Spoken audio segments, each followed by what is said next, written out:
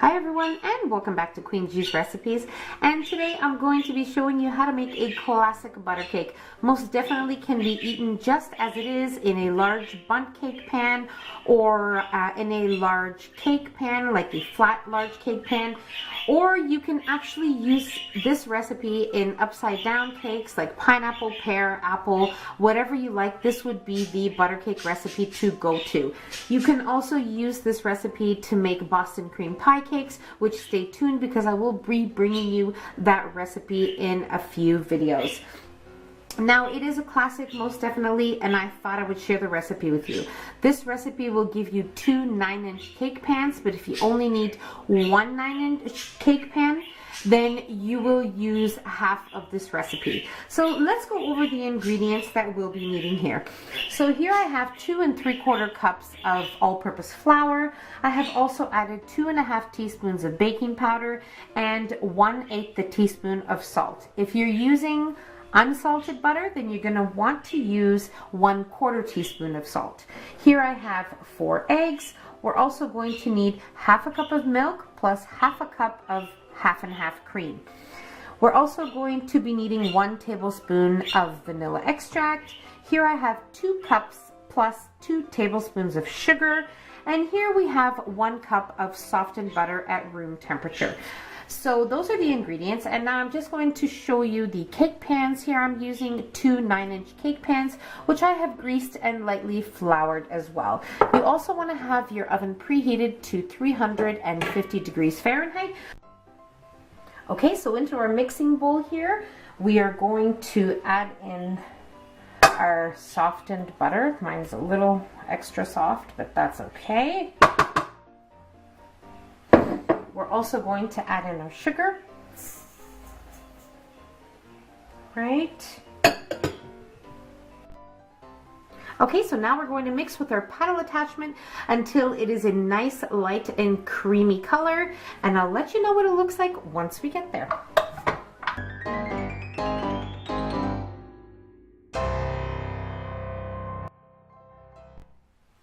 Okay, so after mixing on high speed for 2 minutes, this is what your mixture should look like here. And now what we're going to do is we are going to add in our eggs. And when adding in our eggs, we are going to add in 1 egg at a time with our mixer on medium-low. Now what we're going to do is after each addition of every egg, we are going to mix the mixture for 1 minute. So now we'll start with putting our mixer on. You can also use a handheld mixer with this recipe as well. It'll be totally fine. So I'm gonna start by adding in my first egg, wait a minute, second egg, wait another minute, third, and so on. So let's add in our eggs.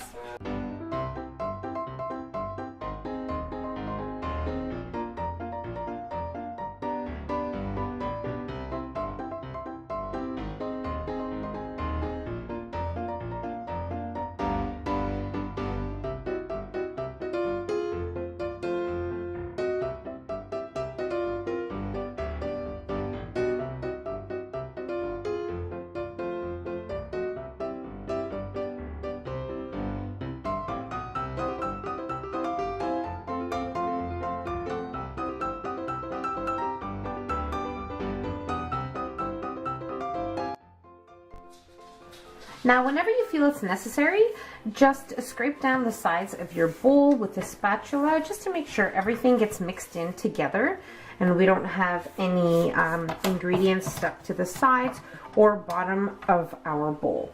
So all my eggs have been mixed in. I waited a minute between each addition, and now this is looking really good, and we are going to add in our vanilla extract. Now our 1 tablespoon of vanilla extract. Okay, and we're going to mix for another 30 seconds.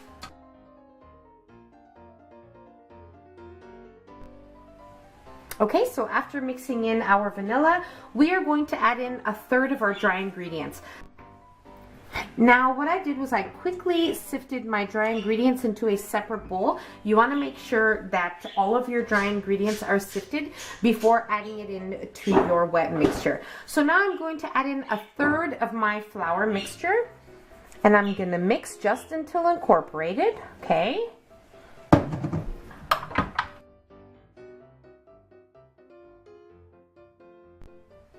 Now we'll add in 1/2 of our cream and milk mixture. Mix again until incorporated.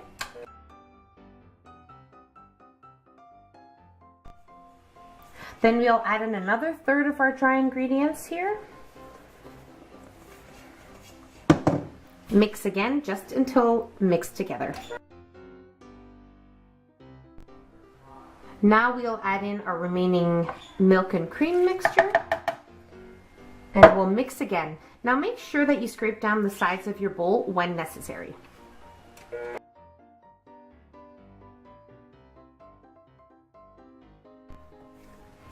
Okay, so I'm just scraping down the sides of my bowl. Make sure we get even mixing here. Nothing gets left behind.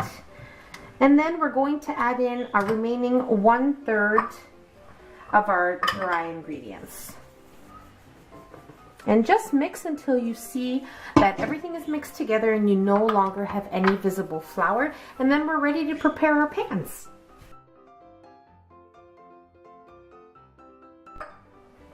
Okay, so our butter cake batter here looks amazing and it smells amazing too. So now I'm just going to make sure that there is nothing left here. Everything's mixed nicely together and we are ready to prepare our pans so we can bake our cakes. Okay, so now what we're going to do is we're going to split our cake batter here as evenly as we can into our pans.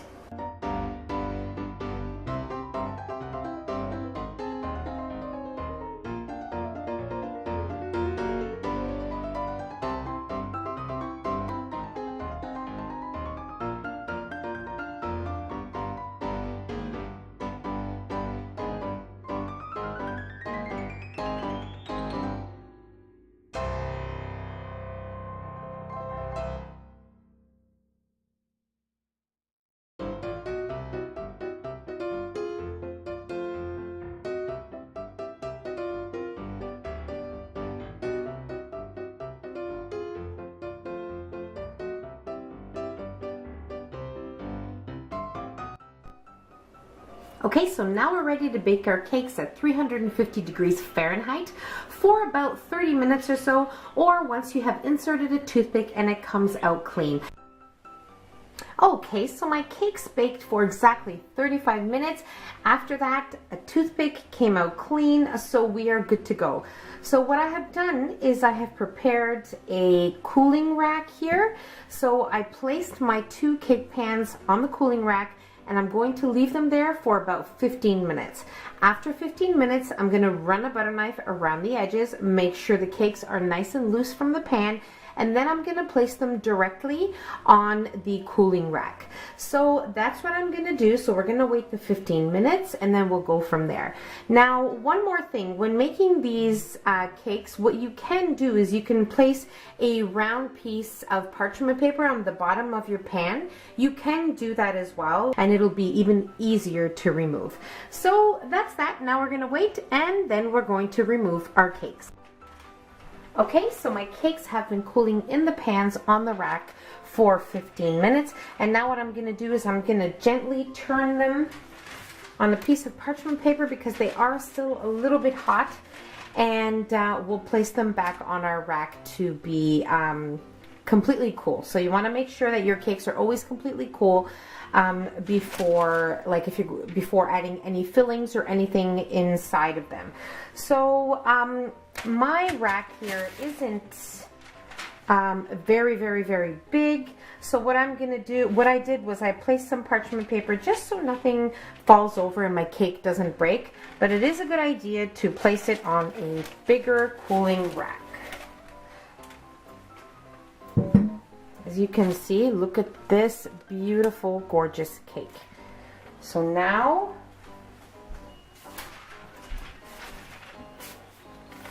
flip it, and there you have a gorgeous 9-inch classic butter cake. So what I'm going to do is I'm going to do the same with the other one. I'm just going to grab another piece of parchment. Now before doing this, I did run a butter knife around the edges, so I was certain that it was nice and loose from the pan. I give it a gentle little shake, and I started to notice that it was all nicely loose. But you want to do that very carefully and gently so that your cake doesn't break. So now flip it again.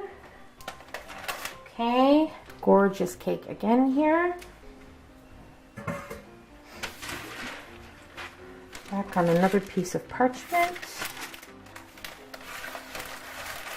And back on your cooling rack. And that's it. They're just perfection. So I'm going to allow these to cool completely. I'm probably going to leave them on my countertop for 2 or 3 hours. And as soon as they are nicely cooled, I will wrap them in some plastic wrap and just leave them on my countertop. Now you can place them in the fridge, but they're going to start to become a bit wet. And especially if you want to fill them and stuff like that, you don't want to do that. But they do last 2 days at room temperature, so you can do that. Make it ahead of time and, you know, prepare your fillings and toppings for the next day. Or if you want to use this cake recipe, as I mentioned, for an upside down cake, it is perfection as well. You won't have to do the 2 separate cakes. You can just make a nice large bundt cake. And I really hope you guys enjoyed this video. So that's it. It was super simple. And I will definitely not be cutting into it because we'll be making something else with it, as I mentioned to you. I really hope you guys enjoyed this video. Don't forget to give it a nice big thumbs up. Don't forget to share it with your family and friends. Enjoy it. And don't forget to subscribe if you haven't already. And also, don't forget to hit the notification bell so you will be notified every time I upload a new and delicious recipe. So I'll see you in my next video. Stay tuned. Take care. Bye.